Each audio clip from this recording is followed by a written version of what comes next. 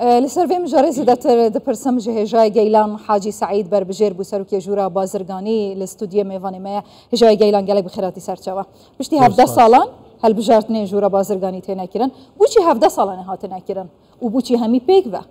ده اکروجه ده سرتا زور سپاس تاندکم سپاس لوی برز دموی حالی چی تکنیکی هیا من بربجیرم بو اندامی جوری بازرگانی بله بو اندامی انجمنی جوری بازرگانی هولیر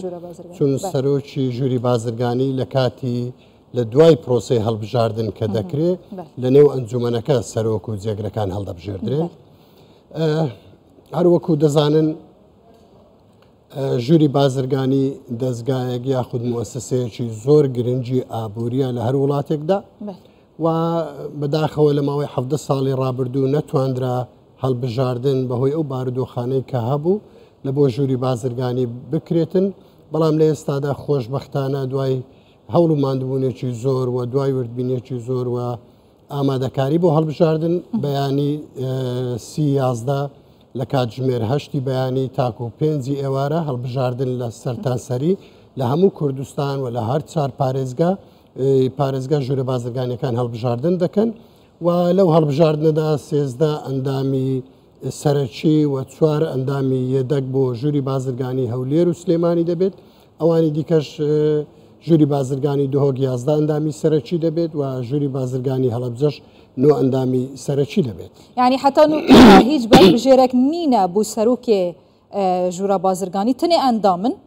بەپێی یاسای ساڵی 1993 لە پەرلەمانی کوردستان هەڵبژاردننی ژوورە بازرگانیەکان لە سەرەتادا هەڵبژاردنێکی لە لێوان ئەندامەکان دەبێت دوای ئەوەی کە پرۆسەکە ئەندامانی ئەنجومەنی ژوورەکانی هەڵبژارد لە نێو ئەنجومەنەکەدا سەرۆک و جێگر هەڵدەبژێردرێن دوای پرۆسەکە کە ڕاگەیەندرا و سەرکەوتنی ئەندامەکان ڕاگەیەندرا لە کی سەرپەرشتیە پرۆسا دەنگدانێت کات پرۆسا دێت چاوە بیتن و جوداکردنا دەنگان چاوەیە ئێمە وەکو کاندید زۆر وردەکاریمان لانیە بەڵام ئەوەی کە پرۆسەی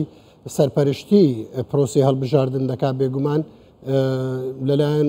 ئەنجومەنی وەزیرانەوە ڕاستپێردراون بێگومان کۆمسیۆنی هەڵبژاردنەکان سەرپەرشتی هەڵبژاردنەکان دەکەن و نوێنەری حکوومەتیش لەو پرۆسەیەدا بەشدارن مەرج بۆ ئەندامێتیا ژوورە بازرگانی چنە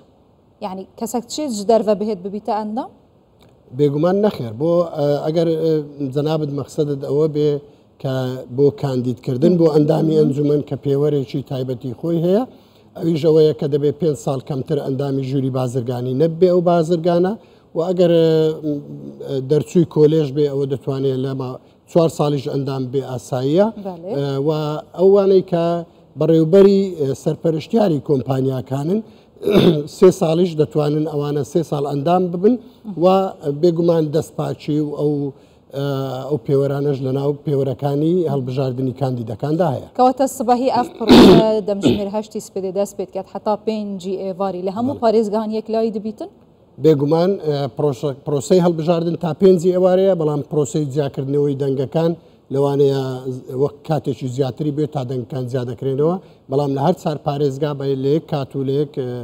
کاتدا کۆتایی پێدێت کەنگی سەرۆک و دووجێگرێنوی دەهێنە هەڵبژاردن بەپێی یاسای ساڵی 1993 هەفتەیەک دانراوە بۆ تەعەن لێدان لەو هەڵبژاردنانە ئەگەر کەسێک بێ تەعەن لێ بدا دوای هەفتەیە ئەگەر تەعەن لێدان نەبوو یعنی تانە لێدان نەبوو لە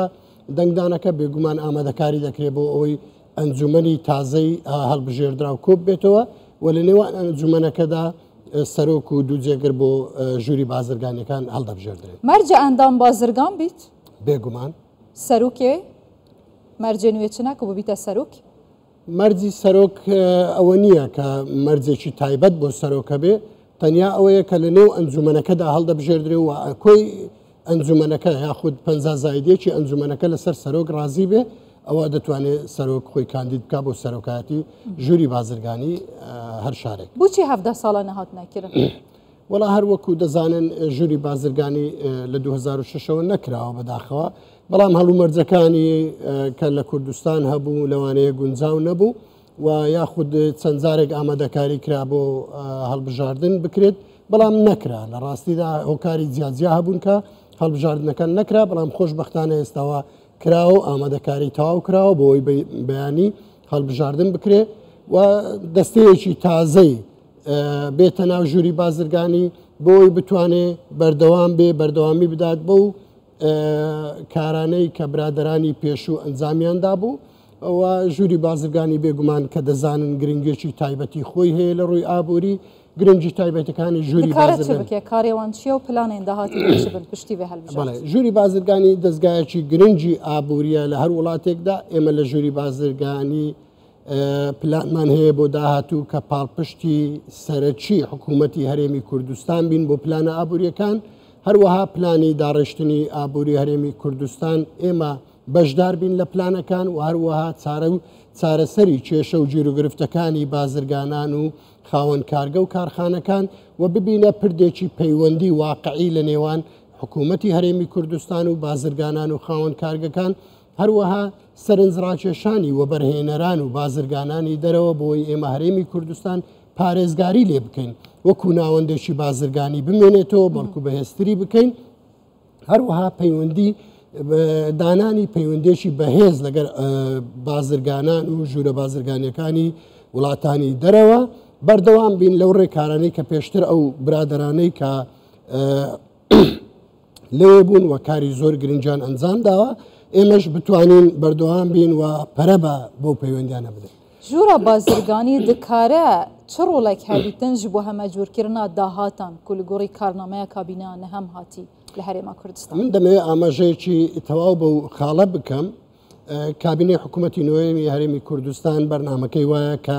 داهاتی هەمە زۆر و هەروەها زیادکردنی بەرهەمی ناوخۆ ئەوانە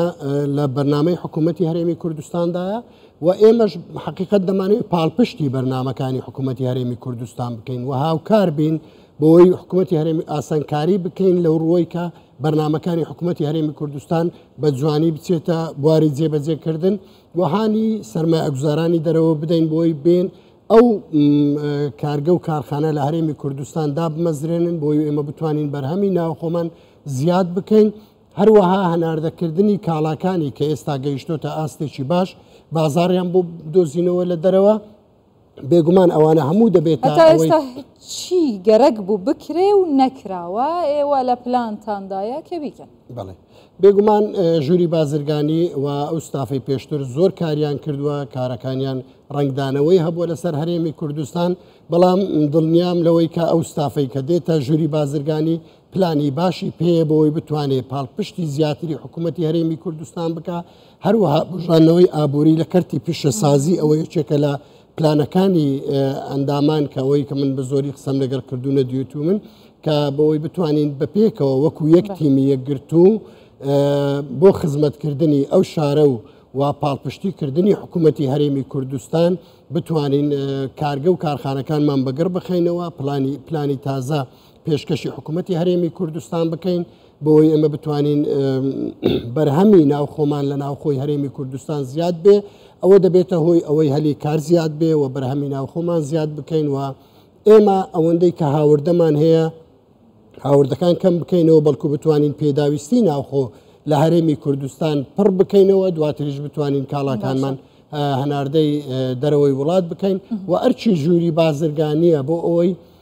پەیوەندی بازرگانانی خۆمان لەگەر بازرگانانی دەرەوە پتەو بکەین هەروەها ئەرچی ژووری بازرگانیە بتوانێت شاندە بیانیەکان بێنێتە هەرێمی کوردستان و واقعیەتی هەرێمی کوردستانیان بۆ ڕوون بکاتەوە بۆی ئێمە بتوانین لە نزیکەوە پەیوەندێکی ئابووری بەهێز دروست بکەین لە نێوان خۆمان و وڵاتانی دەرەوە و سەرنجیان ڕابچێشین چون بەڕاستی ئەوەی کە